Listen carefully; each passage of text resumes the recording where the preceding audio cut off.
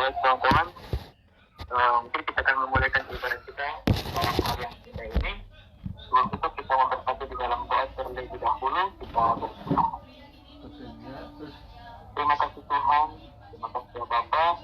Kami bersyukur kepadamu Tuhan di malam hari yang indah ini, di mana di sepanjang hari ini kami boleh senantiasa melaksanakan apapun itu Tuhan, menjadi tugas yang kami buat, bahkan tetap jalan-jalan kami masing-masing Tuhan di gereja kami masing-masing. Kami juga bersyukur kalau malam hari ini kami boleh berkumpul kembali melaksanakan ibadah di malam hari ini Bapa. Walaupun kami belum bisa berkumpul secara online, tapi kami percaya akan firman-Mu yang berkata, dua atau tiga orang berkumpul di situ, dalam nama-Ku di situ Aku akan hadir di antara mereka. Tuhan, kami percaya malam hari ini Engkau hadir di antara kami, dan malam hari ini Tuhan senantiasa kami serahkan ibadah kami di dalam tangan-Mu, dan biarlah ibadah kami malam hari ini semata-mata berhormat dan berkenan saja Bapa. Terima kasih Tuhan Yesus, doakan malam hari ini dengan seluruh rencana malam hari ini berawal sampai akhirnya, dalam nama-Mu Tuhan Yesus Kristus kami berdoa mengucap syukur. Haleluya, amin. Oke, halo semuanya, boleh dong kita buka kamera gitu ya malam hari ini. Mungkin cuma 3 sih, jadi ya aku nggak bisa dihitung ya. Ada cuma 3 sih gitu, Kak Elvin, apalagi Kak Fira, Bapak ini, Pak ya 2372 ya. Aku belum cek nomornya. Oke, apa-apa, mungkin masih ada kesibukan, tapi aku harap kalau nggak ada kesibukan atau jaringannya normal, boleh dong kita buka kamera. Oke teman-teman, baik, sebelum kita akan bersama-sama malam hari ini untuk mendengarkan kebenaran firman Tuhan akan disampaikan sebentar oleh hambanya, kita akan bersama-sama malam hari ini memuji Tuhan dengan menyanyikan lagu yang berjudul apa ya, agak gimana, aku belum persiapan juga gitu. Kita nyanyikan aja lagu malam hari yang berjudul Tuhan Yesus Baik. Oke, kita nyanyikan bersama-sama ya. Harus kita kasih kawan-kawan ya. Kalau mau tepuk tangan nggak apa-apa. Kita sama-sama ya. Hari berganti hari, tetap kulihat kasih-Mu, tak pernah berakhir hidupku. Tuhan Yesus baik, sungguh amat baik, sampai selama-lamanya. Tuhan Yesus baik. Bagaimana? Hari berganti hari, tetap kulihat kasih-Mu, tak pernah berakhir di hidupku. Sekali lagi. Hari berganti hari, tetap kulihat kasih-Mu, tak pernah berakhir di hidupku. Tuhan Yesus baik, sungguh amat baik, sampai selama-lamanya. Tuhan Yesus baik. Sekali lagi. Tuhan Yesus baik. Sungguh amat baik, sampai selama-lamanya. Tuhan Yesus baik. Sekali lagi. Tuhan Yesus baik. Sungguh amat baik, untuk selama-lamanya. Tuhan Yesus baik. Tuhan Yesus baik. Katakan sama-sama, Tuhan Yesus baik. Haleluya. Yang masih kenal dan muji Tuhan, boleh dong lambaikan tangannya. Mungkin tanganku nggak terlihat karena lampunya nggak terlalu terang di sini. Oke, teman-teman, sebelum kita akan mendengarkan firman Tuhan yang akan disampaikan malam hari ini oleh hambanya, kita akan bersama-sama menaikkan pujian kita kepada Tuhan malam hari ini dengan menyanyikan satu lagu pujian. Kalau teman-teman yang hafal lagu ini, nanti kita akan bisa bernyanyi bersama-sama. Kalau yang nggak hafal, nggak apa-apa, kita mengikuti aja. Kita nyanyikan lagu yang berjudul Kau Pembuat mujizat. Dan kita bersama-sama lagu ini malam hari ini. Di dalam kelemahanku sempurna kuasamu, hebatnya tantanganku, lebih hebat Tuhanku. Ku berserah kepadamu yang membelah laut, yang teduhkan badai, yang mustahil pun terjadi karena kuasamu yang pegang hidupku, yang buka jalan bagiku. Kau pembuat mujizat terjadi. Bukan sekali lagi lagu ini dari awal. Di dalam kelemahanku, di dalam kelemahanku sempurna kuasamu, hebatnya tantanganku, lebih hebat Tuhanku.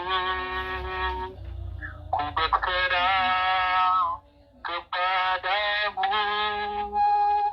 yang membelah laut, yang teduhkan badai, yang mustahil pun terjadi karena kuasamu yang pegang hidupku, yang buka jalan bagiku. Kau pembuat mujizat terjadi. Saya katakan yang membelah laut, yang teduhkan badai, yang mustahil pun terjadi karena kuasamu yang pegang hidupku, yang buka jalan bagiku. Kau pembuat mujizat terjadi, yang membelah laut, yang teduhkan badai, yang mustahil pun terjadi karena kuasamu yang pegang hidupku, yang buka jalan bagiku. Kau pembuat mujizat terjadi, yang pegang hidupku, yang buka jalan bagiku. Kau pembuat mujizat sejati, kau pembuat mujizat sejati. Terima kasih Tuhan, ini segala pujian kami malam hari ini. Terimalah kiranya pujian dan penyembahan kami malam hari ini, biarlah senantiasa pujian kami dan penyembahan kami malam hari ini sungguh-sungguh menyenangkan hati-Mu Tuhan. Terima kasih Tuhan. Haleluya. Amin. Oke, kita persilahkan kepada yang bertugas untuk berbicara. Oke, shalom. Silakan. Oke, shalom. Mau buka kameranya dong. Kak Perdi, Kak Lisa, Kak Dorcas, Kak Dina. Kak Dina. Ya. Oke. Tema hari ini sederhana. Saya mau ambil sederhana banget dalam kehidupan kita untuk para pemimpin. Tema hari ini saya ambil berkhotbah. Kenapa saya ambil tema berkhotbah? Karena kita harus belajar apa ciri-ciri orang bisa berkhotbah. Mari kita buka Efesus 4 ayat 29. Efesus 4. Aku juga lagi banyak belajar semua ya guys. Jadi kita belajar semua. Oke? Tidak ada yang benar, tidak ada yang salah, semua ini belajar. Efesus 4 ayat 29.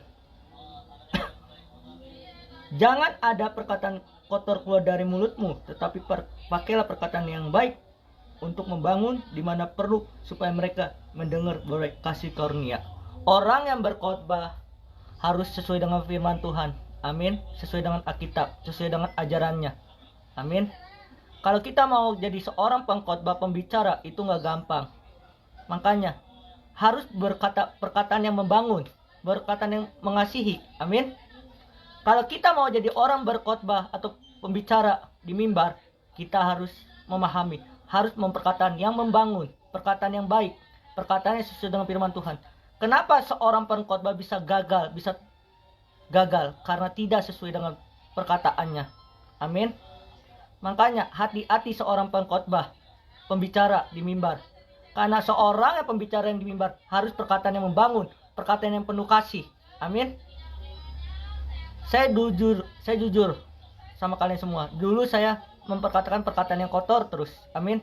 Tetapi saya setelah mengenal Tuhan, mengenal pribadi Tuhan, kita harus memahami, kita harus memperkatakan firman Tuhan di dalam hidup kita. Amin.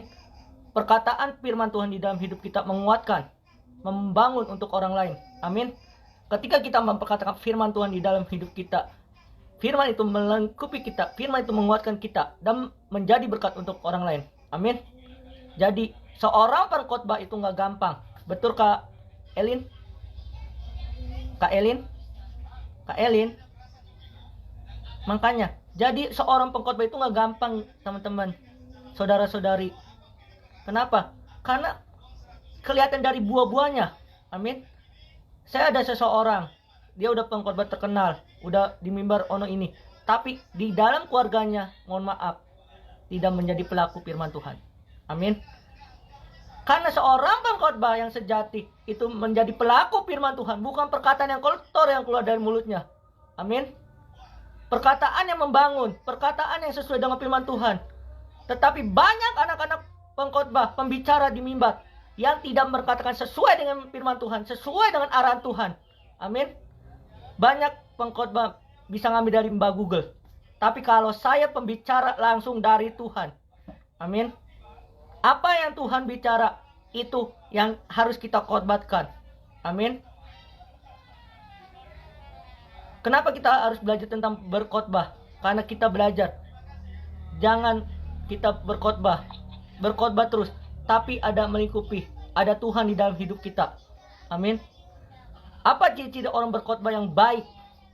Ciri-ciri pertama, tidak mengandung perkataan yang kotor. Amin. Seorang pengkhotbah harus perkataan yang membangun, perkataan yang melingkupi firman Tuhan. Amin. Rasul Paulus menjelaskan di kitab Efesus ini bahwa jangan ada perkataan yang kotor keluar dari mulutmu, tetapi pakailah perkataan yang baik untuk membangun dimanapun, supaya mereka mendengar beroleh kasih karunia Tuhan. Ketika kita sudah mendengar firman Tuhan, perkataan yang membangun, firman itu menjadi rema dalam hidup kita. Apa yang kita dapat? Apa dampaknya yang harus kita lakukan? Orang itu bisa jadi berkat untuk orang lain. Amin. Perkataan kita bisa menjadi berkat untuk orang lain. Artinya, kalau kita seorang pengkhotbah, seorang pembicara, harus perkataan yang baik, bukan perkataan yang sia-sia. Amin. Kita belajar di sini. Kenapa kita harus belajar berkhotbah? Teknik ciri-ciri orang berkhotbah. Karena kita tahu Tuhan memakai kita semuanya dengan talenta yang berbeda-beda. Amin. Ada talenta worship leader, ada pembicara, ada doa syafaat, ada semuanya. Tergantung kita masing-masing talenta yang Tuhan kasih. Amin. Tapi saya mau belajar tentang berkhotbah. Berkhotbah yang baik itu ada berkhotbah yang sesuai dengan firman Tuhan. Amin. Arahannya apa? Perkataan yang membangun, perkataan yang baik. Amin. Tetapi kalau orang berkhotbah perkataan yang kotor, tidak sesuai dengan firman Tuhan, itu tidak dari Tuhan. Tetapi orang berkata sesuai dengan firman Tuhan, perkataan yang membangun, perkataan penuh kasih, itu dari Tuhan. Amin. Artinya, kita harus belajar bahwa perkataan kita harus perkataan yang membangun, perkataan yang membangun, perkataan yang sesuai dengan firman Tuhan. Artinya, hidupnya menjadi berkat. Amin. Kita belajar di sini. Kalau kita mau belajar perkataan yang membangun, perkataan yang sesuai dengan firman Tuhan, itu luar biasa di dalam hidup kita. Kita harus belajar. Hidup itu hanya sekali. Artinya, kita harus mengatakan firman Tuhan di dalam hidup kita. Amin. Nah, bagaimana firman itu menjadi rema dalam hidup kita? Kita harus memperkatakan firman Tuhan di dalam hidup kita. Amin. Biar berkhotbah kita makin kuat di dalam Tuhan, makin berdampak. Amin. Tetapi kalau kita berkhotbah terus, tetapi tidak ada Tuhan di dalam hidupnya, mohon maaf, sia-sia saja. Amin. Tapi kita fokus, berkhotbah yang baik itu adalah apa? Ada hadirat Tuhan di dalam hidupnya. Ada saat teduh, ada doa, pujian, penyembahan. Amin. Kenapa saya jarang muncul? Kenapa saya jarang ikut ibadah? Karena saya memenuhi doa pribadi dengan Tuhan secara pribadi. Amin. Artinya, dengan jelas firman Tuhan, jangan ada perkataan kotor keluar dari mulutmu. Artinya, jangan itu artinya harus tidak dilakukan. Amin. Kalau kita memperkatakan firman Tuhan di dalam hidup kita, bukan kita lagi yang memperkatakannya, tapi Allah memakai kita untuk memberitakan firman Tuhan. Amin. Seorang pembicara itu adalah sebagai talenta. Amin. Seorang pembicara, saya ulangi, sebagai talenta. Tuhan memakai kita untuk membicarakan firman Tuhan. Amin. Tetapi banyak orang Kristen menyalahgunakan untuk membicarakan firman Tuhan. Amin. Makanya seorang pembicara harus mempunyai etika yang baik, etika sesuai dengan firman Tuhan. Amin. Kalau kita belajar dari seorang pembicara banyak, amin. Tapi bagaimana etika kita dalam melayani Tuhan, etika kita dalam pembicara, amin. Artinya ibadah itu harus tepat waktu, on time. Saya pelayanan nggak pernah telat, amin. Misalnya jam 8, saya setengah 9 udah harus masuk, karena itu ada tanggung jawab seorang pembicara atau yang orang yang melayani Tuhan. Amin. Bukan hanya pembicara doang, ketika kita sudah memberikan firman Tuhan, harus kita lakukan. Amin. Nah, jadi seorang pembicara itu nggak gampang, tapi harus dilakukan. Dengan cara apa? Menjadi rema firman yang kita dengar. Amin.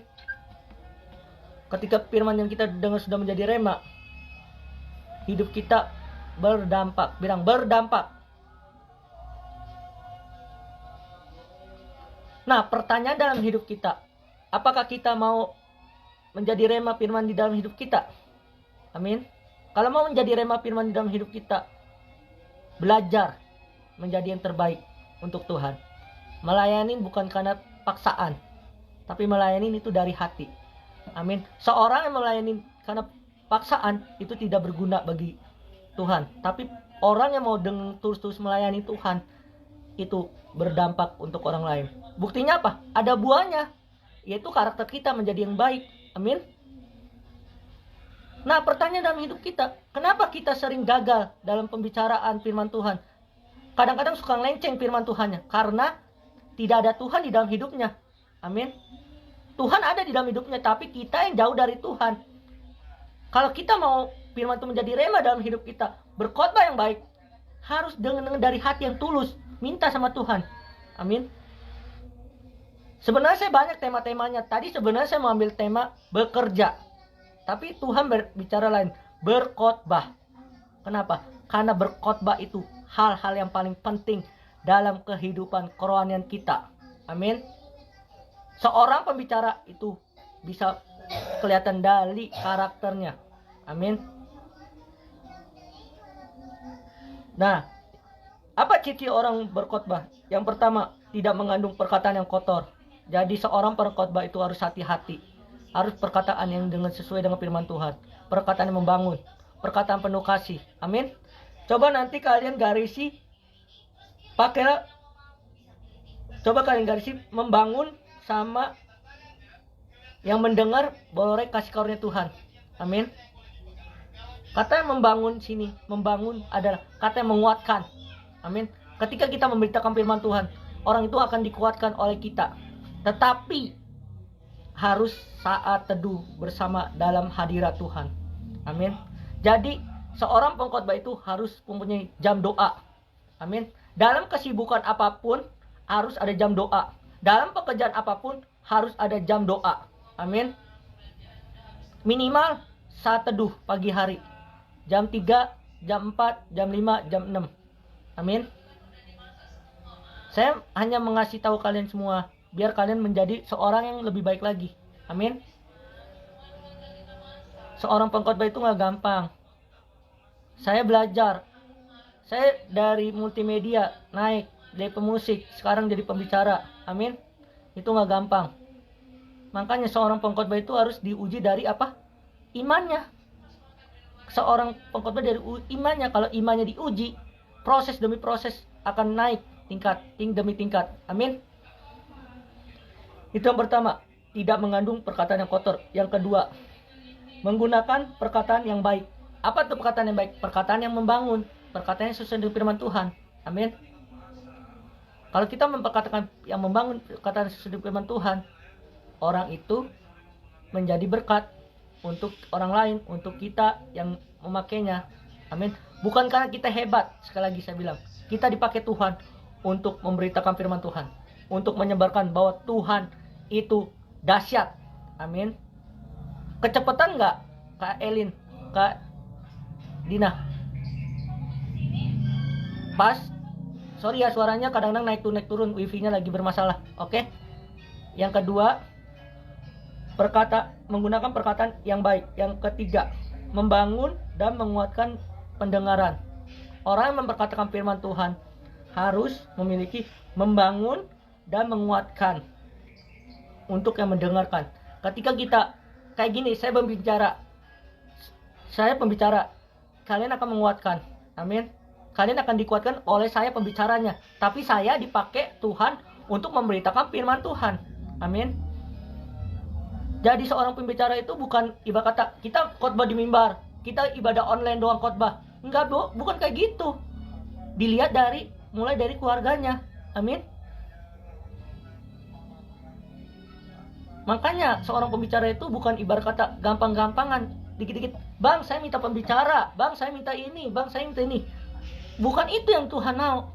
Yang Tuhan mau dari keluarga. Amin. Buah-buahnya itu apa? Keluarga. Bilang keluarga.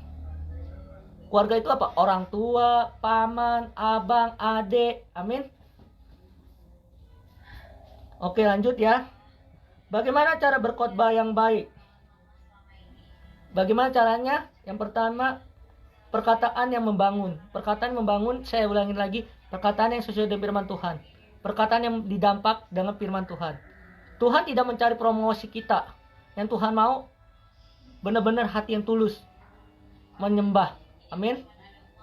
Promosi Tuhan bisa kasih, tapi apa prosesnya supaya kita berhasil? Berkhotbah yang baik. Amin. Berkhotbah sesuai dengan firman Tuhan. Amin. Berkhotbah itu sesuai dengan firman Tuhan. Berkhotbah itu sesuai dengan firman Tuhan. Amin. Sebenarnya berkhotbah itu semua karena kasih karunia Tuhan. Semuanya itu pemberian. Jadi ketika kalian sudah dikasih cara berkhotbah, kalian harus gunakan yang baik untuk sesuai dengan firman Tuhan. Amin. Yang pertama, perkataan yang membangun. Yang kedua, tidak membangun perkataan kotor dan negatif. Kita tidak boleh mengatakan yang negatif atau yang kotor. Harus perkataan sesuai dengan firman Tuhan. Amin.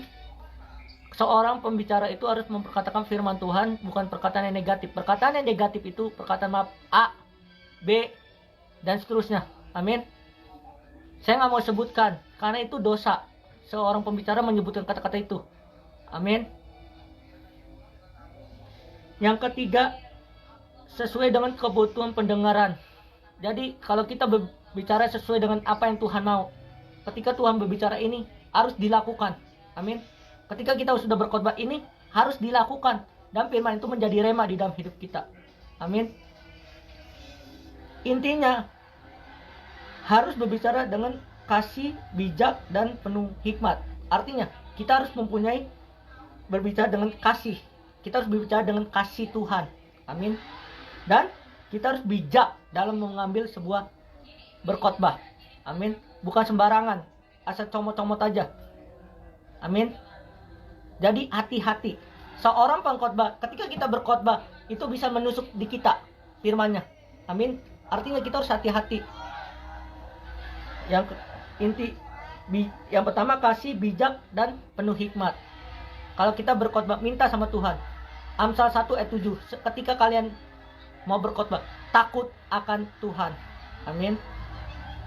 Kalau kita penuh hikmat Tuhan, minta takut akan Tuhan, supaya firman itu menjadi rema di dalam hidup kita. Pertanyaan dalam hidup kita, apakah kita mau jadi seorang pengkhotbah yang baik untuk Tuhan dan untuk sesamanya? Amin. Mari kita bersatu dalam doa.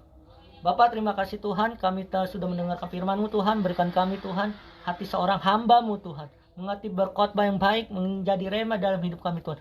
Dalam nama Yesus Tuhan, haleluya, amin. Saya serahkan saudara Lofi, Kajuan, sorry. Salam Kak. Waduh. Salam Kak Juan.